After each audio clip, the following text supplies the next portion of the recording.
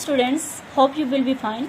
हमने previous lecture में gaseous exchange और सेलुलर रिस्पायरेशन को डिस्कस किया था। आज हम गैसियस एक्सचेंज का जो प्रोसेस है वो प्लांट्स के अंदर डिस्कस करेंगे। अब ड्यूरिंग डे टाइम और ड्यूरिंग नाइट टाइम में कौन से प्रोसेसेस हो रहे हैं, अब इनको हम डिस्कस करते हैं। अब ड्यूरिंग डे टाइम अगर हम देखें तो ये फोटोसिंथेसिस का प्रोसेस होगा जो कि सनलाइट की प्रेजेंस में होता है। अब ड्यूरिंग डे टाइम जो फोटोसिंथेसिस की प्रोसेस में कार्बन डाइऑक्साइड क्या होगी, यूटिलाइज होगी। अब ये जो कार्बन डाइऑक्साइड होगी ये जो एनिमल्स होंगे इन्वायरमेंट के अंदर रिलीज करेंगे, या तो सेलुलर रिस्पायरेशन के दौरान जो कार्बन डाइऑक्साइड प्रोड्यूस होगी वो फोटोसिंथेसिस के दौरान यूटिलाइज होगी और आगे नेक्स्ट ऑक्सीजन प्रोड्यूस होगी। अब अगर हम इसके फार्मूला देखें तो कार्बन डाइऑक्साइड प्लस वाटर और सनलाइट की प्रेजेंस में क्या होगी, फूड बनेगी हमारे पास और ऑक्सीजन क्या होगी, प्रोड्यूस होगी।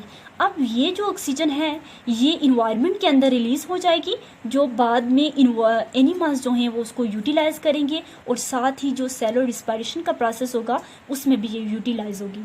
अब अगर हम ड्यूरिंग नाइट टाइम देखें तो फोटोसिंथेसिस का प्रोसेस नहीं होगा, क्योंकि जो फोटोसिंथेसिस का प्रोसेस होता है वो सनलाइट की प्रेजेंस में होता है।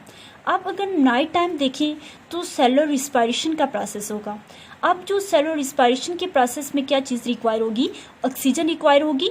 अब ये जो ऑक्सीजन होगी ये कहाँ से लेंगे, प्लांट्स इन्वायरमेंट के अंदर से लेंगे। अब सेलुलर रिस्पायरेशन के प्रोसेस में क्या होगी, कार्बन डाइऑक्साइड प्रोड्यूस हो जाएगी। अब अगर हम गैसियस एक्सचेंज का प्रोसेस देखें प्लांट्स के अंदर, तो प्लांट्स में कोई स्पेशलाइज्ड रिस्पायरेटरी सिस्टम नहीं होता, उसमें कोई स्पेशल हमारे पास ऑर्गन्स नहीं होते प्लांट्स के अंदर, जबकि एनिमल्स जो हैं उनमें स्पेशलाइज्ड रिस्पायरेटरी सिस्टम होता है और स्पेशल ऑर्गन्स प्रेजेंट होते हैं जो गैसियस एक्सचेंज के लिए होते हैं। अब प्लांट्स के अंदर जो है वो गैसियस एक्सचेंज का प्रोसेस कैसे होगा, प्लांट्स के अंदर कुछ स्टोमेटा प्रेजेंट होते हैं, क्यूटिकल प्रेजेंट होते हैं और लेंटिसेल्स प्रेजेंट होते हैं, जिनके ज़रिए गैसियस एक्सचेंज का प्रोसेस होता है। अब अगर हम देखें तो रूट, स्टेम और जो लीव्स हैं इनकी जो आउटर सरफेस है उसको हम एपिडर्मस बोलते हैं। अब ये जो एपिडर्मस है इसके जो अगर हम देखें तो क्यूटिकल प्रेजेंट होता है, थिक क्यूटिकल प्रेजेंट होता है। अब ये जो क्यूटिकल होगा, क्यूटिकल की जो लेयर होती है ये गैसियस एक्सचेंज में हेल्प करती है। अब आप कुछ यंग प्लांट्स होते हैं और कुछ वुडी प्लांट्स होते हैं।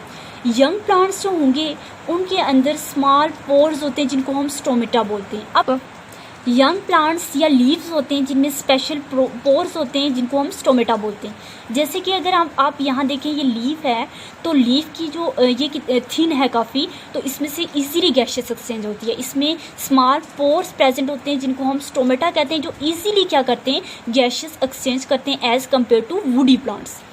अब अगर हम वुडी प्लांट्स की बात करें तो इनकी जो सरफेस होगी, इंटायर सरफेस वो बार्क से कवर होती है। अब आप इसकी स्ट्रक्चर को भी देख सकते हैं, देखें कि ये वुडी प्लांट है। अब इसकी जो लेयर है ये काफ़ी थिक है।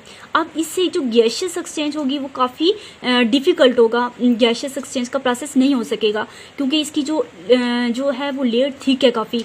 बार्क इसकी फुली तौर पर ये बार्क से कवर्ड होता है। और इसमें अब क्या होगा, गैसियस एक्सचेंज का प्रोसेस इसमें कैसे होगा, इसमें लेंटिसेल्स पाए जाते हैं, पोर्स पाए जाते हैं। जैसे कि हमने कहाँ देखे, यंग प्लांट्स में देखे, उसमें भी पोर्स होते थे जिनको हम स्टोमेटा बोलते थे।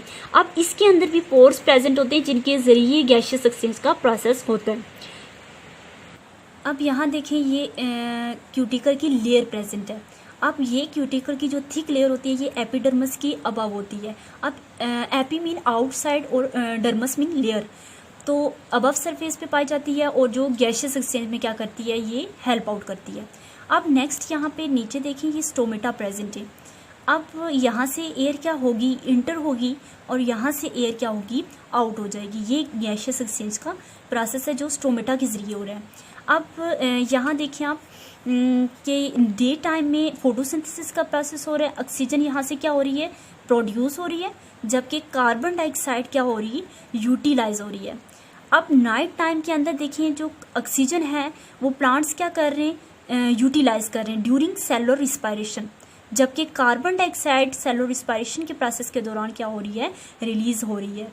रिमेंबर वन थिंग कि जब फोटोसिंथेसिस का प्रोसेस होता है तो हमेशा जो कार्बन डाइऑक्साइड होगी वो यूटिलाइज होगी और ऑक्सीजन प्रोड्यूस होगी, जबकि जब भी रिस्पायरेशन का प्रोसेस होगा तो उसमें ऑक्सीजन हमेशा यूटिलाइज हो रही है और कार्बन डाइऑक्साइड क्या हो रही है, प्रोड्यूस होगी।